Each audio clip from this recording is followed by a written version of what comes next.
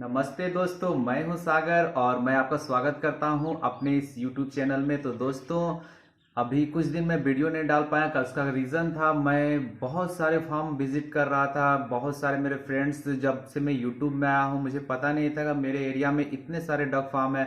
बहुत सारे प्रॉब्लम में थे। मैं उन लोगों के पास गया, उन लोगों का जितना हो सका मैं मदद किया और मैंने भी बहुत कुछ सीखा और उन लोगों को सिखाया, अपना एक्सपीरियंस उन लोगों को बताया।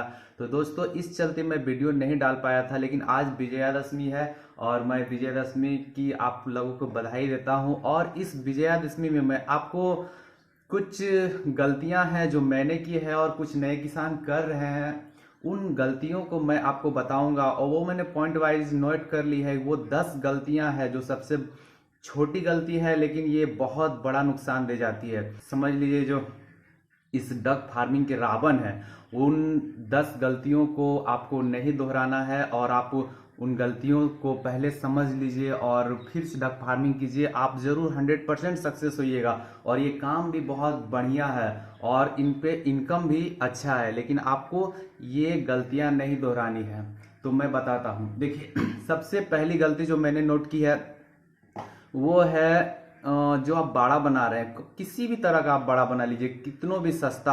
आप पुआल का, सीमेंट का, मिट्टी का, ईटा का, चदरा का, आप जैसा भी फार्म बनाइए, उससे कोई मतलब नहीं है। आप डक के लिए किसी भी तरह का फार्म ठीक है, लेकिन उसमें देखिए एक गलती आप मत कीजिए। जैसे कि आपका जो जाली है, वेंटिलेशन है, खिड़की जो आप छोड़ रहे हैं, तो वो आप कोशिश कीजिए कि आप कोशिश किया आप आपको करना ही है। आपको उसको उत्तर और दक्षिण दिशा में रखना है। आपको पूरब और पश्चिम आपको पूरा बंद कर देना है, एकदम पूरा सील पैक। उसमें आपको कोई खिड़की दरवाजा कुछ नहीं, कोई जाली नहीं। कारण मैं बताता हूँ। क्योंकि जैसे ठंडी का दिन है तो ठंडी में पूर्वा हवा, गर्मी का दिन में लू और बरसात का दिन में बरसात का पानी, सब कुछ आप 90% आप देखिएगा पूरब या पश्चिम से आता है। तो जैसे कि ठंडा के दिन में आप ब्रूडिंग कर रहे हैं तो उसमें भी आपको दिक्कत है। ठंडा के दिन में आपका हवा में ठंडा हवा घुसेगा तो उससे भी दिक्कत है। बरसात में बरसात का पानी घुसेगा, तो ये सब दिक्कत है। तो आप ये गलती अगर आपसे है, आपका फार्म में है, तो इसको अभी अभी का अभी आप बंद कीजिए और उत्तर और दक्षिण में अपना जाली लगवा लीजिए। और उसमें भी बेनिफिट है, क्योंकि जैसे कि आप ठंडा के दिन में आपको ठंडा का धूप और गर्मी का दिन में आपके फार्म में धूप नहीं घुसेगी, तो आपका फार्म सुरक्षित रहेगा। तो पहली गलती ये है जो आप ना करें। दूसरी गलती मैं बता रहा हूँ, ब्रूडिंग के समय आप टेम्परेचर जरूर मेंटेन करें। आप ऐसा नहीं है कि गर्मी का दिन है तो आप उसमें ब्रूडिंग के लिए टेम्परेचर का व्यवस्था नहीं कर रहे, क्योंकि आपको दिन में टेम्परेचर ठीक रहता है, रात में डाउन होता है। और बच्चे जो होते हैं, जो आपके डक के बच्चे होते हैं, वो आपके आज ज्यादातर क्या, जितने भी आप हैचरी से खरीदते हैं वो मशीन से निकाले जाए बच्चे होते हैं। तो उसमें जैसे कि टेम्परेचर उसमें वो 36 से 37 38 के बीच का टेम्परेचर में वो बाहर निकलते हैं, और अचानक से आप उसको 20 डिग्री 22 डिग्री और उससे कम में ले आते हैं, तो उनकी मोर्टलिटी होना निश्चित है। इसीलिए आप टेम्परेचर को मेंटेन कीजिए, आप 30 से लेके 35 डिग्री। और अभी देखिए मार्केट में इस तरह के बहुत सारे आपको टेम्परेचर कंट्रोलर मिल जाएंगे, वो आप खरीद सकते हैं। और अपने ब्रूडिंग के समय आप देख सकते हैं, आपको समझ में नहीं आ रहा तो कि क्या टेम्परेचर है अभी और क्या टेम्परेचर हमको रखना चाहिए। और अगर आप इसको टेम्परेचर को कंट्रोल कर लेंगे तो आपकी मोर्टलिटी 100% है कि रुक जाएगी। और दूसरा बात है, फीडिंग को लेके देखिए आदमी क्या गलती करते हैं मैं बताता हूँ। जैसे आप किसी हैचरी या कहीं से भी बात कीजिएगा ना, तो आपको ये बता दिया जाएगा कि पर डे 10 ग्राम 20 ग्राम 100 ग्राम कुछ भी देना है। तो आप उसी तरह से कैलकुलेशन करके जब आप खाना खिलाना शुरू कर देते हैं, खासकर बच्चों को, जब आपके बच्चे 20 दिन से पहले या 10 दिन के पहले को होते हैं, उस समय अगर आप उस कैलकुलेशन से आप खाना खिला रहे हैं तो आपके बच्चे मरेंगे। कारण मैं बताता हूँ। क्योंकि देखिए जो होता है, जो बड़े बच्चे होते हैं कुछ उसमें से, और कुछ मजबूत हेल्दी बच्चे होते हैं, वो खाना खा लेते हैं, ठीक है। और जो कमजोर बच्चे होते हैं, जो आपके चिक्स होते हैं छोटे वाले, जो थोड़ा कमजोर होते हैं, वो खाना नहीं खा पाते हैं। इस कारण से जब आप सुबह दोपहर शाम इस तरह का खाना डालते हैं तो क्या होता है कि सुबह वाला खाना में भी जो चिक्स होते हैं, जो मजबूत चिक्स होते हैं वो खा लेते हैं, लेकिन जो कमजोर चिक्स होते हैं वो नहीं खा पाते हैं। इस कारण से मैं तो आपको बताऊंगी 10 से 20 दिन, 10 से 20 दिन आप 10 दिन तो एकदम पक्का आप उनका ड्रिंकर और फीडर को खाली नहीं होने दीजिए, क्योंकि कुछ जब मजबूत चिक्स बड़े चिक्स खा लेंगे उसके बाद छोटे चिक्स खाएंगे, लेकिन आपका वो फीडर भरा हुआ होना चाहिए ना, तब ना खाएंगे। और आप अगर उस कैलकुलेशन से आप दिए हैं तो बतख में वैसा नहीं होता है कि खाए, बतख को खाने का बहुत आदत होता है, वो खाना थोड़ा ज़्यादा खाते हैं। ये कैलकुलेशन हमको समझ में नहीं आता है कि 10 ग्राम 20 ग्राम 50 ग्राम अगर वो खा रहे हैं तो शुरू में उसको खाने दीजिए, क्योंकि आपकी तो सब जब बच्चा ला रहे हैं तो आपकी तो सबसे बड़ी संपत्ति वही बच्चा है। आपका बच्चा ही मर गया तो आप खाना बचा के क्या कीजिएगा। तो आप 20 दिन तक मान के चलिए फीडिंग में कंजूसी मत करें। 10 दिन तो एकदम नहीं, 10 दिन पूरा भरा हुआ रहने दीजिए। फिर आप धीरे धीरे टाइम मेंटेन कर लीजिए, 4 टाइम 3 टाइम, और 3 टाइम तो आप रहने दीजिए, 2 टाइम मत कीजिए। ये गलती आप ना करें। और तीसरी बात हो गई ये।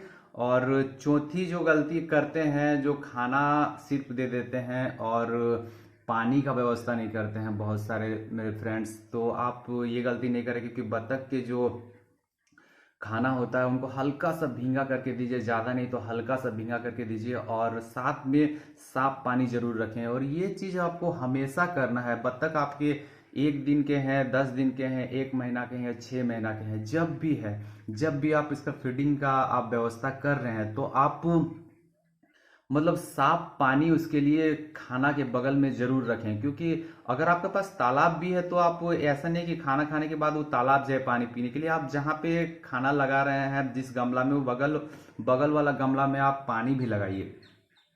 और आपके इसके बाद जो पांचवी गलती जो यहाँ पे सब कर रहे हैं, ज़्यादातर किसान कर रहे हैं, वो वैक्सीन को लेके वैक्सीन नहीं करा पाते हैं। कारण उसका बहुत सारा रीज़न भी है, वैक्सीन अवेलेबल भी नहीं होता है, और पता नहीं हमारी सरकार भी ध्यान नहीं देती है हम किसानों के लिए कि वैक्सीन अवेलेबल कराएं। तो बहुत सारे फार्मर है जो वैक्सीन नहीं करा पा रहे हैं। लेकिन मैं तो आपको यही रिक्वेस्ट करूंगा कि आप फार्मिंग कर रहे हैं, अगर बड़े स्तर पे कर रहे हैं, अगर आपके पास 10 20 50 बत्तख है तो ठीक है, लेकिन आप ज़्यादा 500 1000 2000 करना चाह रहे हैं तो आप वैक्सीन जरूर करवा लें। मैं तो हर वीडियो में बताता हूँ और इसमें भी बता रहा हूँ। और उसके बाद एक छठी गलती जो है वो है, जैसे आदमी आपको बताते हैं, बहुत सारे आदमी बताते हैं कि इसको वेस्टेज खाना दे दो, बतख को जितना भी वेस्टेज खाना है सब खा लेती है। बताते हैं कि नहीं, आप बहुत सारे यूट्यूब में वीडियो देखे होंगे जिसमें बताता है कि वेस्टेज खाना सारा खिला दो इन लोगों को। लेकिन वेस्टेज किस हद तक वेस्टेज होना चाहिए, मतलब जैसे अभी हम खा रहे हैं वो खाना अगर हमको अभी आज का बच जा रहा, वो खाना हम उसको खिला सकते हैं बतख को। लेकिन अगर आज का खाना कल बासी हो जा रहा है, जैसे रात का खाना सुबह, और मतलब 1 दिन का बासी खाना आप एकदम मत प्रोवाइड कीजिए। उसमें बहुत दिक्कत है, बहुत सारी बीमारियां होती है, टॉक्सिन की बीमारी हो जाती है। जैसे मकई भी अगर आप खिला रहे हैं और मकई ही आपका जैसे शाम का बचा हुआ है और आप उसको सुबह खिला रहे हैं, वो फूला हुआ मकई, तो वो क्या होता है कि उसमें एक फुफुन जैसी एक स्मेल आ जाती है। तो वो स्मेल वाला खाना, बासी खाना आप बतख को कभी मत खिलाएं, नहीं तो उसमें बतख की मॉर्टेलिटी होती है, बहुत सारी बीमारी होती है। उसके बाद एक 7वीं गलती कुछ किसान अभी किए हैं, मैं बता देता हूँ। और जैसे कि वो हो रही है कि जैसे आप मार्केट में आप फार्मिंग कर रहे हैं, आपको पता है डक का क्या रेट्स है, और एक डक को पालने में 3 महीना में 5 महीना में कितना खर्चा होता है। उस बीच में आपको कहीं से अगर ऑफर मिलता है कि आप मेरे पास 3 महीने या 4 महीने 1 महीने के बच्चे हैं और आप ले जाइए, और आपको रेट कहीं ज़्यादा सस्ता दिख रहा है मार्केट से, और आप अगर उसको उठा लेते हैं वैसे बतख को जो आपको सस्ते में मिले हैं। और वो बतख अगर आप अपने फार्म में लाते हैं और आपके पास बहुत सारे हेल्दी बतख हैं जो अच्छे से आप केयर कर रहे हैं उन लोगों का, उनके साथ आप उनको मिला दे रहे हैं, तो आप निश्चित है कि आप गलती कर रहे हैं, बहुत बड़ी गलती। क्योंकि देखिए, जो आपका कोई भी किसान अगर उसको पालता है खर्चा करके, तो अगर आपको उस सस्ता में अगर वो बेच रहा है तो क्यों बेच रहा है सस्ता में, आपको ये चीज़ आपको सोचना चाहिए। आप सस्ता के चक्कर में कोई बीमारी जैसे वहां से नहीं अपने फार्म में ले आए, और जिसके कारण आपके जो हेल्दी बतख हैं वो भी बीमार पड़ जाएंगे और मॉर्टलिटी होने का चांसेस बढ़ जाएंगे। तो ऐसी गलती ना करें। बाहर से कोई भी अगर आप बतख ला रहे हैं अपने फार्म में और आपके फार्म में पहले से बतख है, तो आप कम से कम 15 दिन उसको अलग बाड़ा में रखिए और उन लोग का खाना पीना अलग कीजिए। अगर आपको समझ में आएगा उसमें कोई मॉर्टलिटी नहीं है, कोई बीमार नहीं पड़ रहा है, तो आप उनको फिर अपने जो बतख हैं उनके साथ मिलवा लीजिए, तो ये सही रहेगा। और इसके बाद है 8वां पॉइंट, जो मेरे फार्म में भी हो रहा है और शायद सबके साथ होता होगा। मेरे साथ तो कुछ ज़्यादा हो रहा है, क्योंकि देखिए, जब से मैं यूट्यूब में आया हूँ और पहले सब कुछ ठीक चल रहा था, लेकिन जब से यूट्यूब में आया हूँ तब से इतना आदमी मेरे पास विजिट करने आ रहे हैं ना, बहुत सारे आदमी विजिट करने आ रहे हैं, और मैं जल्दी किसी को ना नहीं बोल पाता हूँ आइए आपको देखना है तो। लेकिन बहुत सारे आदमी जिसको कोई मतलब नहीं है, चिड़िया खाना समझ के आते हैं यहाँ पे और बतख को देख के जाते हैं, और कोई रीजन नहीं, हम देखते हैं किसी को फार्मिंग करना नहीं है लेकिन फिर भी वो आएंगे। ऐसे ऐसे लोगों से मैं कहना चाहता हूँ कि प्लीज़ आप मेरे फार्म में मत आइए, क्योंकि अभी जो मौसम है और अभी जो हम अलग अलग फार्म जा रहे हैं, तो जो जो बीमारियां हैं मैंने देखी है, अलग अलग टाइप की बीमारियां, जैसे आदमी के पैरों से हो के बहुत सारे वायरस हैं, बहुत सारे विषाणु हैं, अभी मेरे फार्म में आ सकते हैं और मेरे भी बतख बीमार हो सकते हैं। इसीलिए मैं रिक्वेस्ट करता हूं और आप लोगों को भी ये सजेशन करता हूं कि कोई बेकार में विजिट करने अगर आपके फार्म आ रहा है तो आप मना कीजिए। आप देखिए, हम लोग उतना अभी ये नहीं है कि आप सबको हाथ पैर सैनिटाइज कीजिएगा, तो इतना तो नहीं हो सकता है ना कि आप फार्म के अंदर आने के लिए आप बोलिएगा आप पैर सैनिटाइज कीजिए, हाथ सैनिटाइज कीजिए। तो आप डायरेक्ट अगर उसको बुरा लगे तो ही सही, बुरा ही, लेकिन आप उसको मना कर दीजिए कि अभी आप मेरे फार्म में मत आइए। आप जितना हो सके उसको वीडियो कॉलिंग करके दिखा दीजिए, कॉलिंग करके दिखा दीजिए, और आप जानकारी दे दीजिए फोन में। लेकिन किसी को भी जल्दी अपने फार्म, बहुत सारे आदमी बोलते हैं कि मेरे पास अपने फार्म में समय नहीं रहता, लेकिन फिर बोलते मैं आपके फार्म में आना चाहता हूँ, कुछ आप समय दीजिए। तो देखिए, मैं आपको इतना मेहनत कर रहा हूँ, आपको वीडियो बना के बता रहा हूँ कि आप ऐसे फार्मिंग करना है, आपको इस तरह से फार्मिंग करना है, तो आप मेरा वीडियो देख के आप समझ जाइए ना। मैं आपको आप पे फिर से दोबारा क्यों मेहनत करूंगा उतना, क्योंकि मेरे पास एक छोटा सा दुकान है, मुझे अपने दुकान में भी समय देना पड़ता है, और आप फार्म आइएगा उसमें भी बहुत सारी दिक्कतें हमको हो सकती है। इसीलिए मैं आपसे रिक्वेस्ट करता हूं और आप लोगों को भी सजेस्ट करता हूं कि आप किसी को बेमतलब अपने फार्म में ना आने दें। और 9वीं गलती है, जो बाड़ा को गीला कर देते हैं।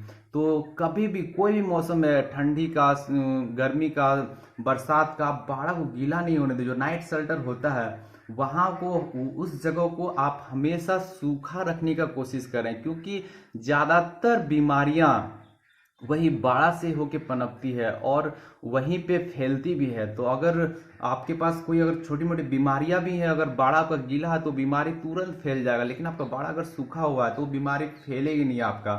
तो इस गलती को आप ना करें।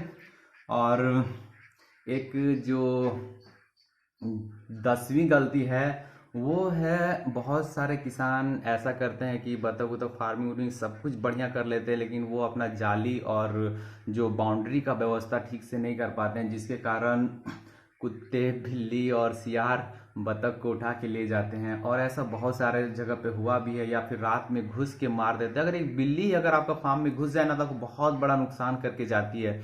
और सियार वार है तो बात अलग है, बिल्ली तो ऐसा करती है कि आपका खाती नहीं है, बस मार मार के छोड़ देती है। तो ये सब भी गलती है, आप इस गलती को भी ना दोहराएं। और मैं उम्मीद करता हूं कि ये वीडियो आप लोगों को पसंद आया होगा। और अगर आप मेरे इस चैनल पे नए हैं तो मेरे इस चैनल को सब्सक्राइब कर लीजिए, और डक फार्मिंग से रिलेटिव जितनी भी जानकारियां होगा मेरे पास, मैं आपको देते रहूंगा। दोस्तों, धन्यवाद आपको इस वीडियो को पूरा देखने के लिए।